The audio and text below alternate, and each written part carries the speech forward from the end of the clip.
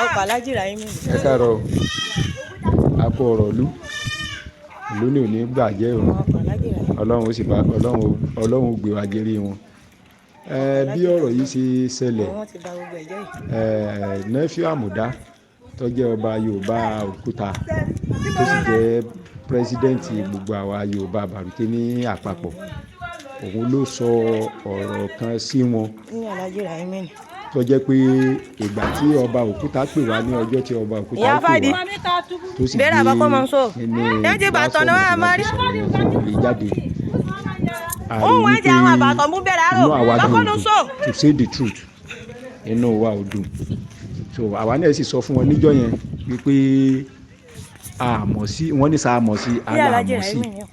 a ní ìpàdé Yorùbá parapọ̀ tá a ṣe ní Gúré a sọ ohun tí ọjọ́ pọ̀ mọ́ bẹ́ẹ̀ táwọn obìnrin bá sì wò wọ́n rí wípé kì í ṣe pé láàrin ọ̀pọ̀ èèyàn iná ẹ̀ ló ti sọ ọ̀rọ̀ yìí so bí ọ̀rọ̀ ní ṣe jẹ́ nìyẹn níjọ́ yẹn ni ọba Òkúta Emir Òkúta lọ sọ wípé òun yọ ní ọba Yorùbá a sì ní ọ̀dà abẹ́ tọ̀ àgbá lọ àgbá bọ̀ láàrin wípé